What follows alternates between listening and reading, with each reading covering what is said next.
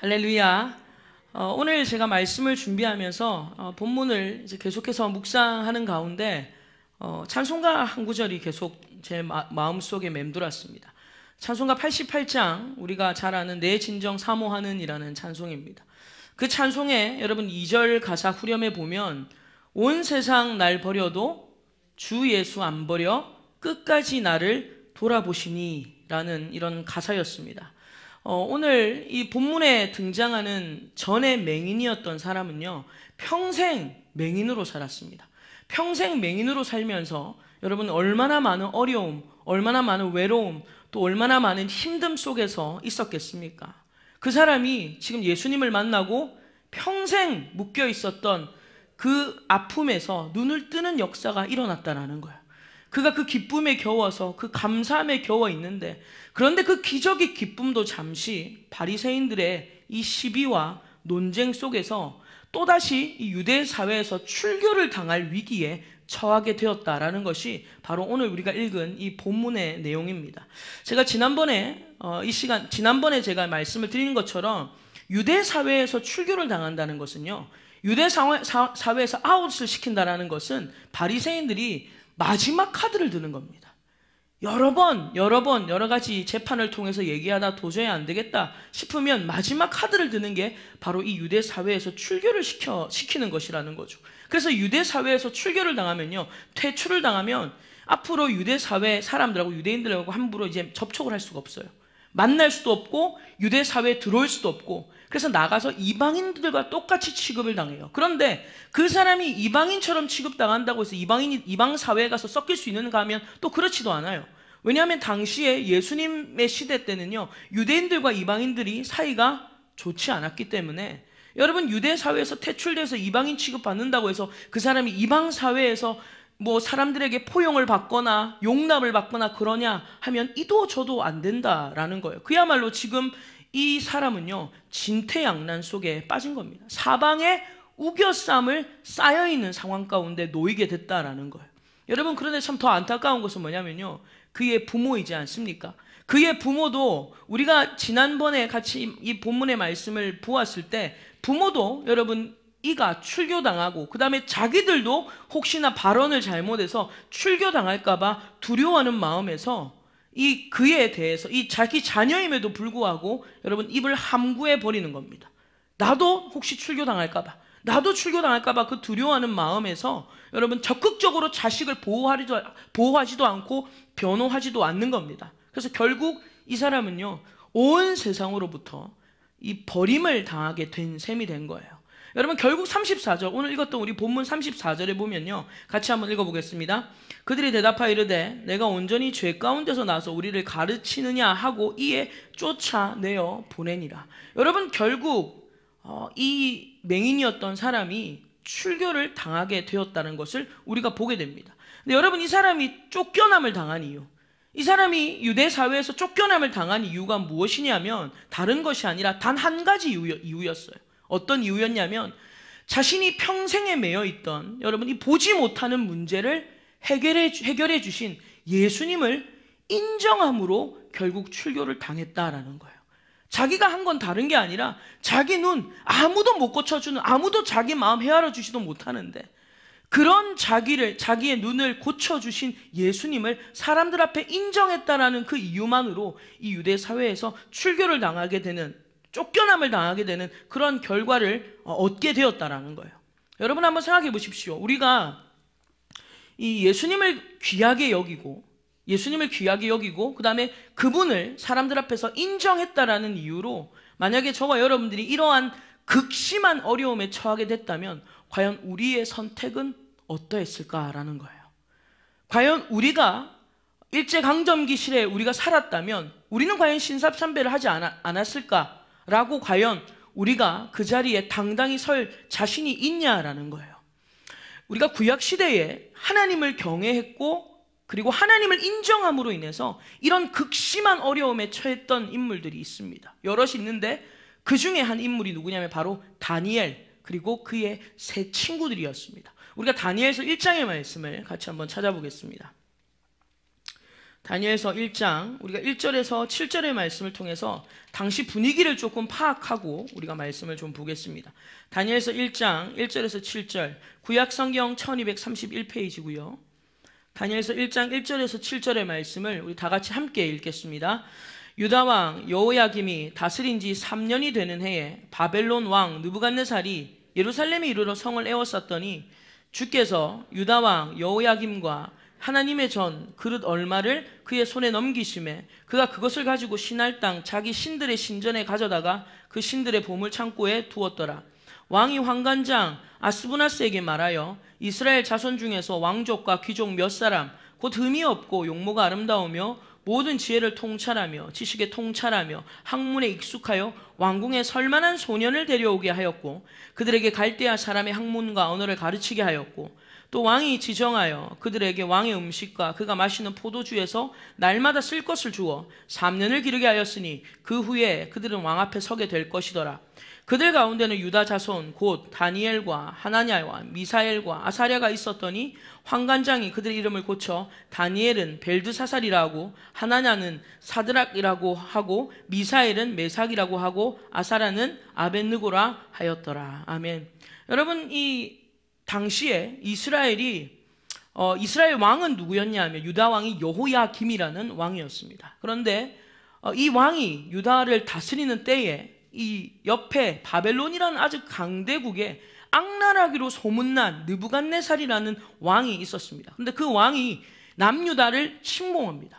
그때 당시 바벨론이 굉장히 확장되어지는 커지는 시기였기 때문에 주변의 약소 국가들을요 계속 점령해서 여러분 자기들이 그 나라들을 포로로 삼고 있을 때에 이 느부갓네살이 남유다를 침공해서 여러분 결국 예루살렘을 에워쌉니다. 이 우리가 방금 읽었던 1절 2절에 보면 나오죠. 예루살렘 성을 에워쌌고요. 그리고 그 성 안에 있는 좋은 그릇을 또 가져가고 그리고 많은 유대인들을 포로로 잡아가는 포로로 끌고 가는 사건이 그러한 일들이 일어났다라는 거예요. 그리고 그 중에서 이 느부갓네살이 그 중에서 이제 이스라엘 자손 중에서 귀족과 왕족 출신의 사람들을 불러들이는 겁니다. 다시 말하면 좀 똑똑한 애들 그리고 조금 집안이 좋은 애들 이런 소년들을 불러들이는 겁니다. 불러다가 이 갈대아의 언어와 학문과 문화들을 가르치게 하는 겁니다. 그리고 그 중에 누가 있었는가 하니 바로 다니엘과 그리고 다니엘의 친구들이 바로 왕족과 귀족의 출신들이었기 때문에 포로로 끌려가게 되었고 끌려가서 원치 않는 학문을 배워야 되는 거예요. 원치 않는. 여러분 애들이 자기가 원하지 않는 공부할 때 되게 기뻐하죠.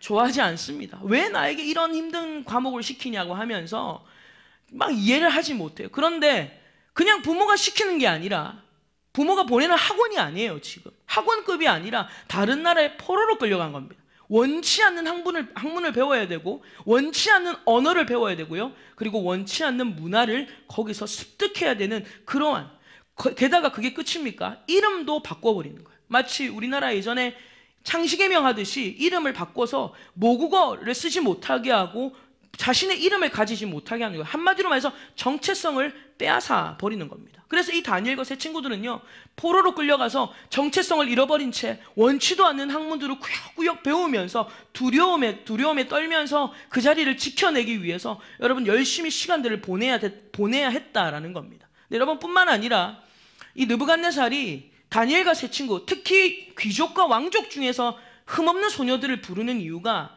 이 바벨론, 이 갈대아의 이 환관으로 세우기 위해서 그들을 불러들이는 겁니다. 환관이라는 것이 무슨 말이냐면요. 쉽게 말하면 내시예요. 내시인데 그 나라의 왕 밑에서 왕을 서포트하고 왕을 이제 섬기는 그런 내시들인데요. 여러분 알다시피 우리나라에도 내시는요 거세를 시킵니다. 왜냐하면 왕의 후궁들과 놀아나지 않도록 여러분 거세를 시켜요. 그러니 여러분 이 다니엘과 세 친구들은요 환경도 어렵고 그 다음에 상황도 어려울 뿐만 아니라 이런 치욕스러운 상황까지 치닫게 되었다라는 거예요. 그래서 환관이라는 이름의 뜻에는 거세된 남자라는 그런 의미를 갖고 있다라는 겁니다. 그만큼 여러분 어렵고 힘든 상황, 극심한 상황 가운데 지금 다니엘과 세 친구들이 몰려갔다라는 것입니다. 그런데 그런 어려운 상황 속에서도요 이들의 삶 가운데 계속적인 이 어려운 상황들이 닥치고 또 닥치고 또 닥치는 거예요. 우리가 방금 읽었던 말씀에 보면 그때 당시에 이 환관장이 이들에게 왕의 음식을 먹입니다. 그리고 왕의 포도주를 마시게 합니다. 3년 동안 그들을 먹이고 포동포동하게 살을 찌우고 그 다음에 이제 바벨론 사람으로 만들어서 왕 앞에 보이려고 3년간 훈련을 시키려고 하는 겁니다. 그런데 여러분, 이들이 어떤 결단을 하게 되죠. 다니엘과 세 친구들은 남유다에 살면서 예루살렘에서 하나님을 섬겼던 자들이기 때문에 이들이 한 가지 결단을 하는 거예요. 뭐라고 결단을 합니까? 8절, 우리 8절 같이 읽겠습니다. 다니엘은 뜻을 정하여 왕의 음식과 그가 마시는 포도주로 자기를 더럽히지 아니하리라 하고 자기를 더럽히지 아니하도록 환관장에게 구하니. 여러분, 다니엘과 세 친구를 포함하여서 이들이 뜻을 정합니다. 어떤 뜻을 정하냐면 우리는 왕의 음식을 먹지 않겠습니다. 우리는 왕의 포도주를 마시지 않겠습니다 라고 뜻을 정하는 거예요. 왜 이러한 결단을 내리냐면요, 당시 왕이 먹는 음식, 왕이 마시는 포도주는요, 우상을 숭배하고 남은 음식들입니다. 우상을 숭배한 것들이에요. 그래서 제사상 위에 올라간 겁니다. 한마디로 우상 숭배한 음식들이기 때문에 우리는 그런 것으로 우리가 하나님을 섬기는 우리의 이 몸의 성전을 더럽히고 싶지 않습니다. 우리는 더럽히지 않겠습니다 라고 하면서 결단을 내리는 거죠. 그래서 여러분, 그들이 하나님께서 또한 은혜를 베풀어 주셔서 그들이 자신을 테스트해 보라고 하지 않습니까? 우리는 그거 먹지 않겠습니다. 우리는 고기 안 먹어도 이 채소와 물만으로도 우리 얼굴이 얼마나 달라지는지를 지켜보십시오 라고 했더니 아니나 다를까 물과 채소만 먹었는데 그 얼굴에서 빛이 나고 그 얼굴에서 윤택이 나는 것을 보게 되는 거예요. 저는 고기를 되게 많이 먹어가지고 얼굴에 빛을 잃어버리고 있는 것 같은데, 물과 채소만 먹는데도 얼굴에서 막 빛이 나고 그리고 얼굴에서부터 막 광채가 나는 것을 환관장과 왕이 보게 되는 겁니다. 그런데 여러분, 그렇게 환고비가 넘어간 것 같았어요. 고난이 끝난 것 같았어요. 그러나 고난은 거기서 끝이 아니었다라는 거예요. 다니엘서 3장을 가면요, 느부갓네살이 이제 금으로 신상을 만듭니다. 자신의 신상을 만들죠. 금으로 만든 자신의 신상 앞에 지방에 있는 모든 관원들까지 다 불러들입니다. 다 불러들이고 모든 백성에게 명령을 합니다. 금령을 내리기를 너희는 다 이 신상 앞에 뭐 해야 된다? 절해야 된다라고 이 절하기를 요구합니다. 그리고 이 명령에 불복하는 사람들은 누구나 할 것 없이 풀무불에 던져 넣겠다라는 이런 명령이 떨어지는 거죠. 여러분, 우리가 알다시피 이 다니엘의 세 친구가 무엇을 선택하는가 하면 불복을 선택하는 거예요. 우리는 하나님을 섬기기 때문에 비록 우리가 포로로 끌려와서 여기서 살아가지만 여기 언어를 배우고 그리고 이곳에서 우리가 어쩔 수 없이 문화를 배우며 살아가지만, 그러나 우리는 누구를 섬기는 사람이다? 하나님을 섬긴다 라는 이 굳은 믿음이 있었기 때문에 우리는 그 앞에 절할 수 없다라는 불복을 선택합니다. 그리고 우리가 알다시피 결국 그들은 평소보다 더 7배나 더 뜨거운 풀무불에 던짐을 당하게 된다라는 거예요. 결과는 달라진 게 없었습니다. 하나님을 믿는다고 해서요, 갑자기 풀무불에 안 들어가게 되거나 하나님을 믿는다고 해서 갑자기 왕이 너희 심지가 대단하다고 추켜 세우거나 그런 일 전혀 없었다라는 거예요. 그런데 풀무불에 던져진 이후의 결과가 달라졌다라는 거예요. 여러분, 다니엘서 3장 24절에서 27절의 말씀을 같이 읽겠습니다. 다니엘서 3장 24절에서 27절 같이 읽습니다. 그때에 느부갓네살 왕이 놀라 급히 일어나서 모사들에게 물어 이르되 우리가 결박하여 불 가운데 던진 자는 세 사람이 아니었느냐 하니 그들이 왕에게 대답하여 이르되 왕이요 옳소이다 하더라. 왕이 또 말하여 이르되 내가 보니 결박되지 아니한 네 사람이 불 가운데로 다니는데 상하지도 아니하였고 그 넷째의 모양은 신들의 아들과 같도다 하고, 느부갓네살이 맹렬히 타는 풀무불 아기 가까이 가서 불러 이르되 지극히 높으신 하나님의 종 사드락 메삭 아벳느고야 나와서 이리로 오라 하매 사드락과 메삭과 아벳느고가 불 가운데서 나온지라. 총독과 지사와 행정관과 왕의 모사들이 모여 이 사람들을 본즉 불이 능히 그들의 몸을 해하지 못하였고 머리털도 걸리지 아니하였고 겉옷빛도 변하지 아니하였고 불탄 냄새도 없었더라. 아멘, 할렐루야. 불못에 던져졌어요. 하나님을 믿는다고 해서 불못에 안 던져지는가 하면 그렇지 않더라는 거예요. 하나님을 믿는 것 때문에 오히려 불못에 던져진 겁니다. 그런데 던져진 후 결과가 달라졌다라는 거예요. 들어간 건 몇 명인데 3명이 들어갔는데 몇 명이 보이더라?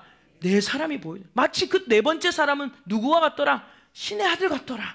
여러분, 하나님의 자녀, 하나님과 같더라는 것을 여러분 그들이 눈으로 보게 되었다라는 거예요. 그리고 그들을 꺼냈더니 아니나 다를까 머리털 하나 상함이 없더라는 거예요.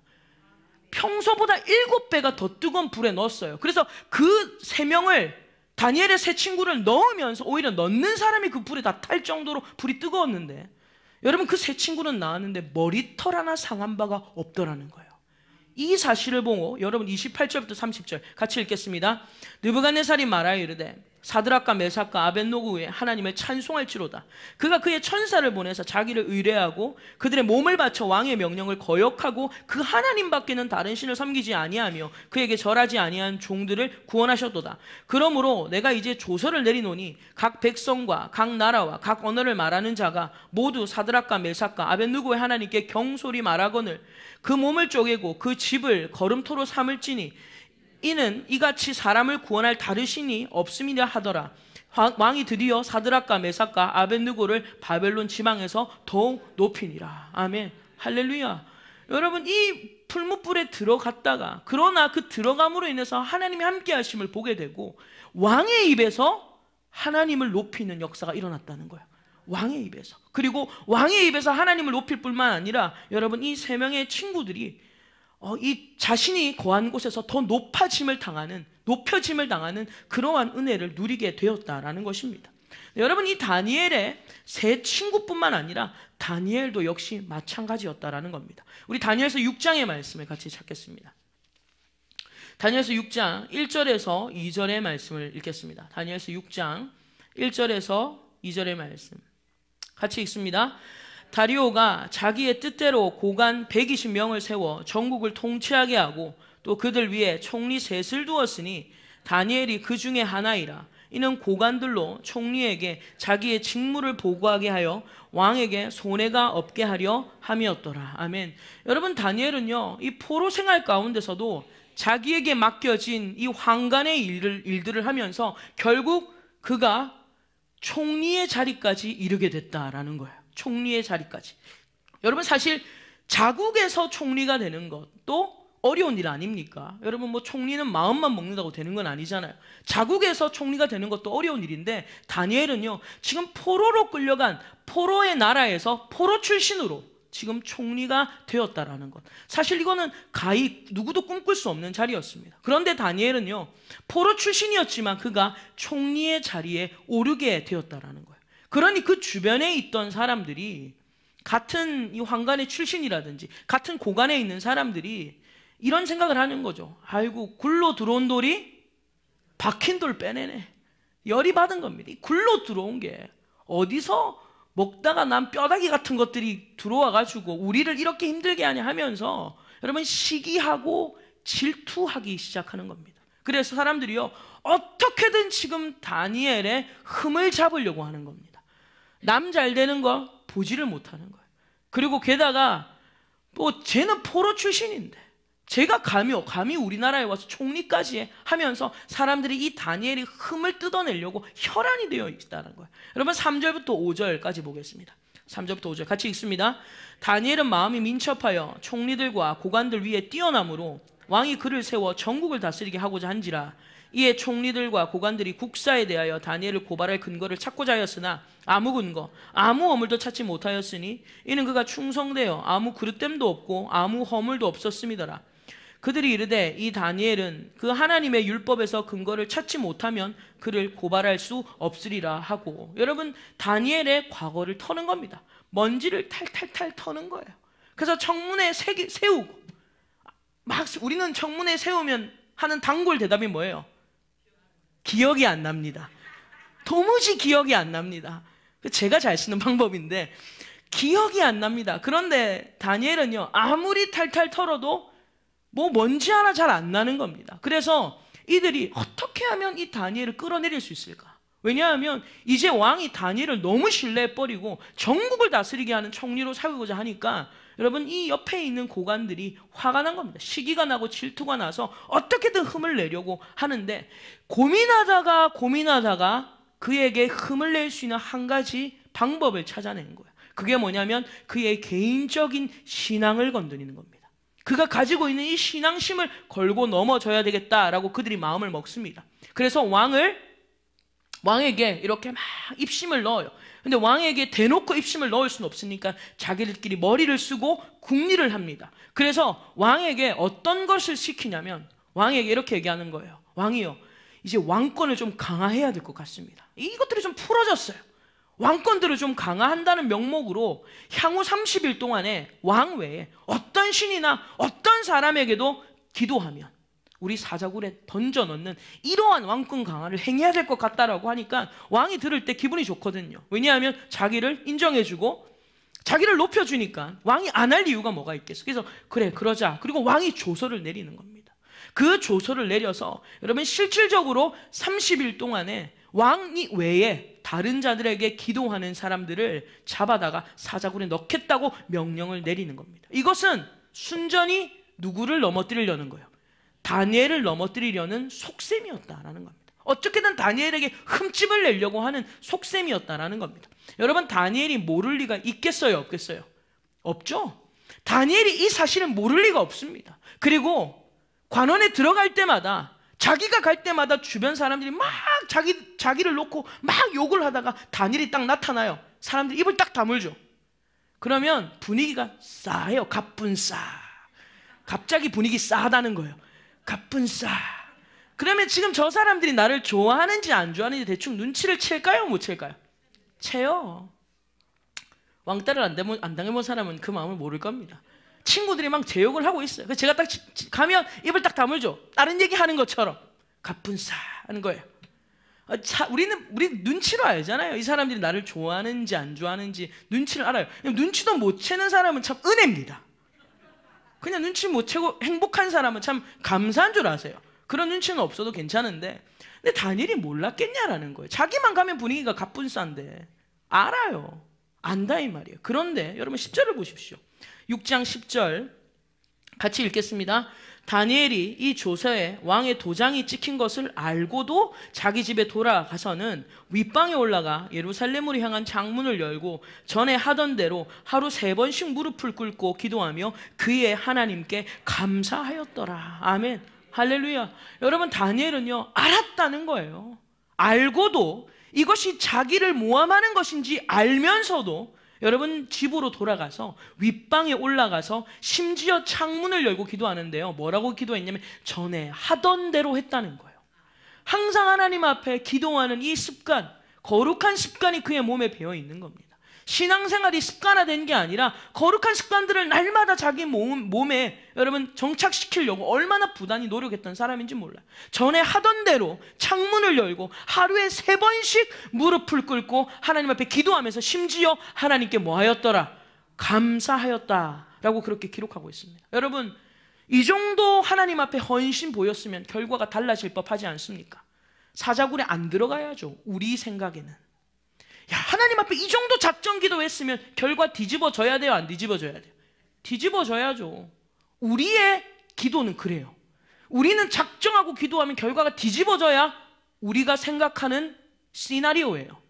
그런데 다니엘서는요 결과가 자꾸 안 뒤집어져요.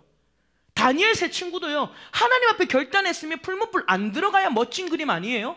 근데 풀무불 들어갔어요. 다니엘도 마찬가지예요. 이 정도 작정하고 하나님 앞에 기도했으면 결과가 뒤집어져야 되는데 결과는 안 바뀌었어요. 결과는 바뀌지 않았고요. 결국 다니엘은 왕의 금령을 어겼다라는 죄목으로 인해서 어디에 들어갑니까? 사자굴에 결국 들어갔어요.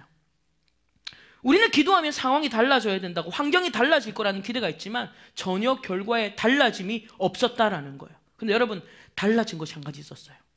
뭐냐면 다니엘이 담대해졌다는 거예요. 결과는 달라진 게 없는데요, 다니엘이 사자굴에 들어갈 수 있는 담대함이 생겼다라는 거예요. 여러분, 이것이 기도의 능력인 줄 믿습니다. 우리는요 기도를 통해서 하나님 이거 바꿔주십시오, 이거 환경 바꿔주십시오, 이거 이렇게 뒤집어 주십시오. 우리는 그렇게 상황과 환경이 달라지기 위해서 하나님을 막 흔들어요. 금식하며 매달리면서 하나님을 흔듭니다. 근데 여러분, 기도는 내가 기도해서 하나님을 흔들어 놓는 게 기도이기보다 여러분, 우리는 기도를 통해서 나의 약함을 하나님의 강함으로 채워야 되고요, 그리고 기도를 통해서 기도하는 저와 여러분들이 담대함을 얻어야 될 줄로 믿습니다.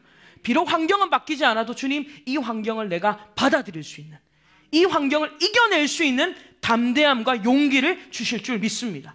여러분, 이게 진짜 기도의 능력이에요. 무조건 하나님 앞에 판 뒤집어 주십시오. 무조건 하나님 앞에 주님 상황 다 바꿔 주십시오. 여러분, 이것만이 기도가 아니라는 거예요. 그렇게 기도해야 될 때도 있겠지만 그것만이 기도는 아니라는 거예요. 때로는 기도하는 내가 담대함을 얻을 수도 있고, 기도하는 내가 바뀌어야 되는 상황 가운데 기도의 능력을 체험하게 된다라는 것입니다. 여러분, 결국 왕은요, 평소에 다니엘을 너무 아꼈지만 자기가 내뱉은 말이었고 많은 왕관들이, 많은 고관들이 보고 있었기 때문에 어쩔 수 없이 눈물을 흘리면서 다니엘을 사자굴에 던져 넣어야만 했습니다. 근데 왕은요, 다니엘을 사자굴에 들어가는 것이 너무 안타까웠어요. 그래서 왕은요, 사자굴에 던져놓고서도 노심초사하면서 밥도 못 먹고 오락도 못 즐기고 밤새도록 잠도 못 자면서 여러분, 이 왕이 안타까워했습니다. 그리고 아침이 되었어요. 이른 새벽이 되어서 왕이 헐레벌떡 사자굴로 뛰어들어갑니다. 여러분, 사자굴 앞에 가서 19절을 보겠습니다. 6장 19절에서 20절 같이 읽겠습니다.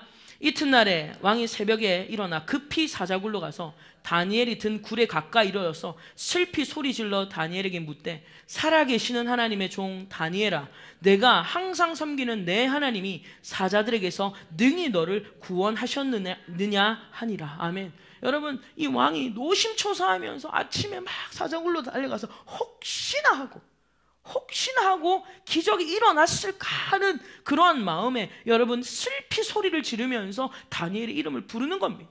그런데 여러분, 아니나 다를까 자기 메아리인 줄 알았는데, 다니엘아 불렀을 때 다니엘아 라고 들릴 자기 메아리인 줄 알았는데 안에서부터 소리가 들리는 겁니다. 자, 그 다음 21절에서 22절 같이 읽겠습니다. 다니엘이 왕에게 아뢰되, 왕이여 원하건대 왕은 만수무강하옵소서. 나의 하나님이 이미 그의 천사를 보내어 사자들의 입을 봉하셨으므로 사자들이 나를 상해하지 못하였사오나 이는 나의 무죄함이 그 앞에 명백함이오며, 또 왕이여 나는 왕에게도 해를 끼치지 아니하였나 하니라. 아멘. 할렐루야. 여러분, 이 사자굴 앞에서 이 왕의 이 음성만 들리는 줄 알았더니 왕이 불렀던 그 이름, 다니엘이 여러분 왕이여 하면서 반응을 하는 거예요. 소리가 들리는 겁니다. 그러면서 방금 우리가 읽었던 21절, 이 22절 같이 대답을 하는 거죠. 여러분, 그때 23절에 보면요, 같이 읽겠습니다. 왕이 심히 기뻐서 명하여 다니엘을 굴에서 올리라 하매 그들이 다니엘을 굴에서 올린즉 그의 몸이 조금도 상하지 아니하였으니 이는 그가 자기의 하나님을 믿음이었더라. 아멘. 할렐루야. 다니엘의 새 친구도 꺼냈을 때 조금도 상하지 않았는데, 다니엘도 사자굴에 넣었는데 여러분 조금도 상하지 않았다라는 거예요. 이유가 뭡니까? 그가 자기 하나님을 믿었습니다. 여러분, 이것이 믿음의 증거였다라는 거예요. 여러분, 우리가 이 말씀을 통해서 알 수 있는 게 무엇입니까? 참된 믿음이라는 건요, 참된 믿음은 우리가 하나님을 믿음으로 어려움이 오지 않는 것을 믿는다는 게 믿음이 아니라, 비록 하나님을 믿음으로 어려움이 올지라도 그 가운데 하나님이 함께 하신다는 걸 믿는 게 믿음이에요. 이게 진짜 믿음입니다. 하나님 믿으면 그냥 다 형통하고 다 잘 되고 어려움 안 오고 다 자식 잘 되고, 여러분 이런 게 믿음이 아니에요. 진짜 믿음은 비록 하나님을 믿어도 내가 어려움이 올 수도 있고 내 삶에 힘듦이 올 수도 있지만 그래도 나와 하나님은 지금 함께 하시는 줄 믿습니다. 주님이 나와 함께 하시는 줄 믿습니다. 이것을 믿는 게 진짜 믿음이라는 거예요. 여러분, 다니엘의 세 친구들도 하나님을 경외해서 풀무불에 던져졌어요. 그런데 그곳에 하나님이 함께 하셨습니다. 다니엘도 하나님을 더 두려워해서 사자굴에 던짐을 받았어요. 그러나 그곳에 하나님이 함께 계셨다라는 것을 우리는 보게 됩니다. 여러분, 우리가 오늘 본문으로 다시 한번 돌아가 보겠습니다. 요한복음 9장으로 돌아가서 여러분, 오늘 본문에 등장하는 이 한 인물, 예수님을 인정하다가 유대 사회에서 출교를 당해서 모두가 외면했던 그 사람. 그런데 여러분, 그 사람을요 35절에 누가 만나러 가시는가? 35절 같이 읽겠습니다. 예수께서 그들이 그 사람을 쫓아냈다 하는 말을 들으셨으니 그를 만나사 이르시되 내가 인자를 믿느냐. 아멘. 예수님 인정하다가 결국 쫓겨났어요. 어려움을 당했어요. 그 얘기를 예수님이 듣고 그 사람을 만나러 갑니다. 여러분, 여기서 만나사라는 단어가요 그냥 길에 가다가 우연히 만났다는 뜻이 아니에요. 어이구 잘 있었냐? 눈 바로 떴냐? 주님 그런 의미로 만난 게 아니에요. 영어로 보면요, He found him이에요. 그게 뭐냐면 예수님께서 일부러 찾아가서 만났다는 거야. 예수님이 찾았다는 거예요, 그 사람을. 여러분, 그리고 예수님께서 그 사람을 찾아가서 만나서요, 제일 먼저 한 질문, 제일 먼저 얘기하는 게 뭐냐면 내가 인자를 믿느냐. 주님의 질문이 이거였습니다. 네가 인자를 믿느냐. 여러분, 이런 어려움 속에서요, 극심한 어려움 속에서 주님이 우리에게 요구하시는 건 단 하나예요. 믿음이에요. 네가 인자를 믿느냐. 주님이 우리에게 요구하시는 것은요, 바로 믿음입니다. 상황이 어려우면요, 우리는 상황이 이해가 안 돼요. 왜 내 삶 가운데 이런 상황이 오는지, 나에게 왜 이런 어려움이 오는지는 우리는 이해가 안 됩니다. 그리고 차마 받아들여지지 않아요. 그때 주님은 우리에게 너 이해할 수 있겠어? 너 받아들일 수 있겠어? 라고 묻지 않으시고 네가 나를 믿느냐. 그럼에도 불구하고 네가 나를 믿느냐. 지금 상황이 어려워도, 지금 상황이 너를 삼키려고 해도 그래도 네가 나를 믿느냐. 주님이 우리에게 원하시는 것은요, 믿음이라는 거예요. 근데 우리는 이해가 잘 안 되고 환경이 잘 받아들여지지 않으면요, 우리는 사실 이해보다는 염려와 걱정과 두려움과 그런 것으로 인해서 하나님을 향하여 원망할 때가 훨씬 더 많아요. 왜 나에게 이런 환경을 주었냐? 왜 나에게 이런 어려움을 주었냐고? 왜 나에게 이런 결과를 주었냐고? 우리는 하나님께 원망을 하지, 하나님 그래도 믿습니다라는 믿음의 고백을 잘 드리지 못합니다. 여러분, 다시 기억하십시오. 오늘 이 말씀을 통하여 다시 기억하십시오. 주님이 원하시는 것은, 비록 지금 우리 상황이 어렵고 우리 상황이 힘들다 해도 주님은 동일하게 물으십니다. 오늘 이 시간 주님이 여러분에게 물으십니다. 네가 인자를 믿느냐? 주님이 우리에게 믿음을 요구하신다라는 거예요. 왜냐하면요, 상황을 변화시킬 수 있는 힘은요, 사람의 처세술이 아니에요. 사람이 얼마나 상황을 잘 처세한다고 그 처세술이 상황을 잘 변화시키냐? 그렇지 않다는 겁니다. 돈 몇 푼이 사람을 변화시키는 게 아니라 상황을 변화시키는 힘은요, 믿음입니다. 우리가 말씀을 한 구절 찾겠습니다. 요한일서 5장을 찾아보세요. 요한일서 5장 4절의 말씀입니다. 신약 성경 392페이지고요. 요한일서 5장 4절의 말씀 한 절 같이 읽겠습니다.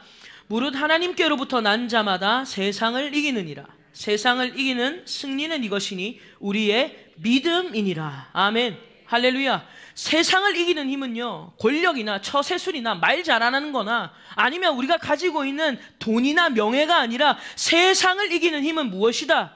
믿음이라는 거예요. 우리의 믿음이라는 거예요. 여러분, 환경이 조금 풀렸다고 해서, 여러분에게 돈과 명예가 생겼다고 해서 여러분이 세상을 이긴 것이라고 착각하면 안 돼요. 그런 것이 세상을 이긴 것이 아닙니다. 세상을 이기는 힘은 믿음 외에는 없다라는 거예요. 우리가 히브리서를 조금 찾아보겠습니다. 마지막으로 히브리서 11장을 같이 찾겠습니다. 히브리서 11장에 보면요, 세상을 이긴 자들에 대한 증거들이 나열되어 있는데요, 우리가 33절부터 38절까지 보겠습니다.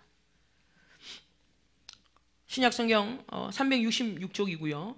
히브리서 11장 33절에서 38절 같이 읽겠습니다. 그들은 믿음으로 나라들을 이기기도 하며 의를 행하기도 하며 약속을 받기도 하며 사자들의 입을 막기도 하며 불의 세력을 멸하기도 하며 칼날을 피하기도 하며 연약한 가운데서 강하게 되기도 하며 전쟁에 용감하게 되어 이방 사람들의 진을 물리치기도 하며 여자들은 자기의 죽은 자들을 부활로 받아들이기도 하며 또 어떤 이들은 더 좋은 부활을 얻고자 하여 심한 고문을 받되 구차히 풀려나기를 원하지 아니하였으며 또 어떤 이들은 조롱과 채찍질뿐 아니라 결박과 옥에 갇히는 시련도 받았으며 돌로 치는 것과 톱으로 켜는 것과 시험과 칼로 죽임을 당하고 양과 염소의 가죽을 입고 유리하여 궁핍과 환난과 학대를 받았으니 이런 사람은 세상이 감당하지 못하느니라. 그들이 광야와 산과 동굴과 토굴에 유리하였느니라. 아멘. 여러분, 이들의 이런 고난을 당한 이유는 한 가지예요. 하나님을 믿는다는 것 때문입니다. 예수님을 인정했다는 이유 때문에 이런 극심한 고난을 당했어요. 그런데 이들을요, 뭐라고 표현하고 있냐면 38절에 이런 사람은 세상이 뭐하지 못하더라. 세상이 감당을 못하는 거예요. 세상이 감당하지 못하는 겁니다. 근데 여러분, 세상을 감당하지 못하는 힘이 무엇인가 했더니 39절이 뭐라고 말합니까? 이 사람들은 다 무엇으로 말미암아? 믿음으로 말미암아 증거를 받았으니 약속된 것은 받지 못하였으니. 여러분, 이들이 이렇게 세상을 감당하고 세상이 이들을 감당하지 못해낸 이유가 뭐냐면 이들의 믿음 때문이었다라는 거예요. 하나님을 믿는 믿음. 비록 환경은 나를 삼키려고 덤벼들어도, 환경은 나를 지금 우겨싸려고 해도 그래도 나와 함께 하심을, 하나님이 나와 함께 하심을 믿습니다. 여러분, 이 믿음이 세상이 감당을 하지 못하더라는 거예요. 그래서 여러분, 우리가 이 믿음을 가진 사람들은요, 어떤 자세를 가지게 되냐면 40절 보십시오. 40절 같이 읽겠습니다. 이는 하나님이 우리를 위하여 더 좋은 것을 예비하셨은즉 우리가 아니면 그들로 온전함을 이루지 못하게 하려 하심이라. 아멘. 믿음 있는 사람은요, 현실에 안주하지 않습니다. 믿음 있는 사람은 현실만 보고 절망하지 않습니다. 어떤 마음을 갖습니까? 하나님이 우리를 위하여 더 좋은 것을 예비하셨다. 지금 내 상황이 어려워도요, 하나님이 나를 위하여 더 좋은 상황으로 인도하실 것이다. 하나님이 합력하여 선을 이루실 것이고, 예를 들어서 시험에 떨어졌어요, 여러분. 우리는 시험에 떨어지면 원망부터 합니다. 어떻게 이런 일이 생길 수 있냐고. 그러나 여러분, 믿음 있는 사람은요, 하나님께서 합력하여 선을 이루실 줄 믿습니다. 그렇게 고백하면서 하나님의 일하심을 기다리는 거예요.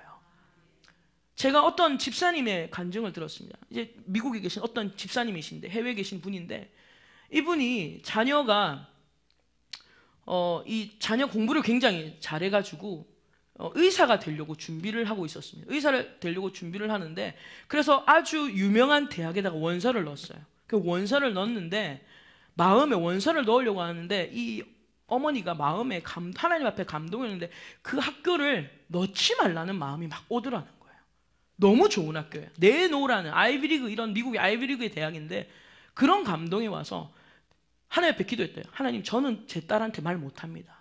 제가 지금 딸이 얼마나 힘들게 공부했는데 제가 그 학교 가지 말라고 어떻게 말을 합니까? 그리고 솔직히 엄마 입장에서도 좋은 학교 가면 좋잖아요.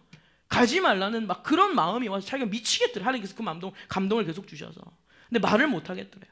그런 하나님이 계속 마음에 감동을 주셔서 딸에게 얘기했더니 아니나 다를까 딸이 할렐루야 아멘 했겠어요? 이 엄마가 미쳤나 난리 났겠죠. 난리가 났다는 거예요. 울며 불며 어떻게 엄마가 내 앞길을 막을 수 있냐고 난리가 났다는 거예요. 어머니가 설득하고 기도하고 설득하면서 너 기도 한번 해보라고. 너 기도 한번 해보라고. 이 딸이 아니나 다를까 기도를 했는데 하나님이 또 딸에게 똑같은 감동을 주신 거예요. 그래서 이 딸이 울며 겨자 먹기 식으로 학교를 포기하고 다른 학교, 이제 원서가 다 마감됐기 때문에 넣을 수 있는 학교가 별로 없었대요. 그런데 감동이 되는 학교가 있어서 원서를 넣었는데 이 학교에 들어갈 수 있는 상황이 아니었대. 거의 이제 마감이 된 분위기여서. 그런데 면접도 늦게 보고 이렇게 보는데 기도하는 가운데, 이 어머니가 기도하는 가운데 면접의 시험 문제를 하나님께서 다 가르쳐 주시더라는 거예요. 그래가지고 딸에게 그 얘기를 해줬대요. 그랬더니 딸이 준비를 해서 갔는데 아니나 면접관에게 테스트 받는 면접을 하는데 질문이 똑같이 나오더라는 겁니다. 그래서 그 학교에서도 놀란 거예요. 어떻게 이렇게 똑똑한 학생이 있냐고. 어머니를 불러다가 얘기를 하더라는 거예요. 그래서 이 학생이 좋은 학교를 버리고 그냥 아이비리그가 아닌 그냥 그런 대학에 들어갔어요. 여러분, 우리가 생각할 때는 이건 말이 안 되잖아요. 하나님께 영광 돌리려면 더 좋은 학교 가서 더 하나님께 영광 돌려야지. 무슨 그런 하나님이 어디 있어 하면서 우리는 하나님을 믿지 못합니다. 그런데 그 학교에 들어갔더니 하나님께서 그 학교에서 공부를 잘하는 것도 잘하는 거지만 만나는 아이들에게 영혼을 책임지게 하더라는 거예요. 그래서 다른 나라에서 유학 온 친구들에게 복음을 증거하는데 그 유학 왔던 친구들에게 복음을 증거했더니 그 친구들이 자신의 본국으로 돌아가서 거의 선교사가 되어 있더라는 거예요.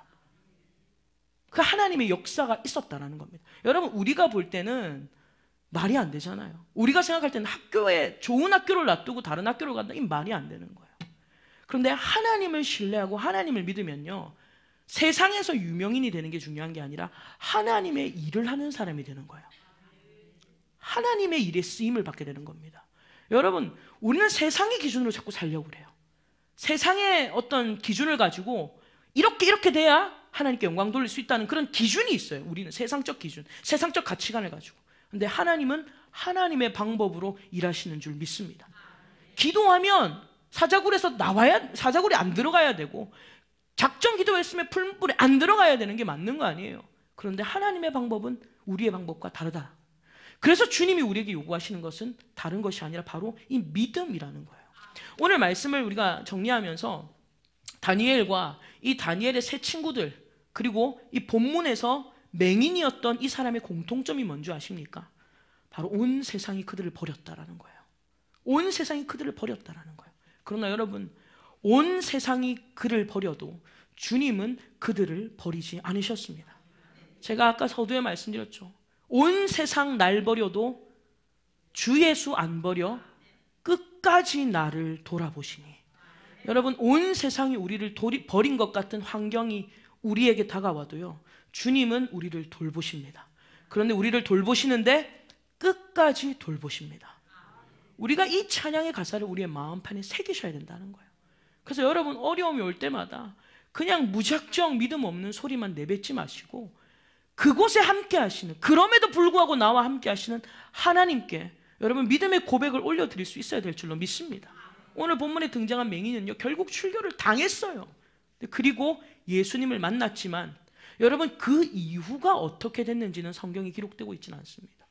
이 사람이 출교를 당했어요. 그리고 예수님을 만났지만 그 이후의 삶을 어떻게 살았는지 성경이 기록하고 있지 않더라고요. 그래서 제가 되게 궁금하더라고요. 이 사람 어떻게 살았을까? 되게 궁금했어요.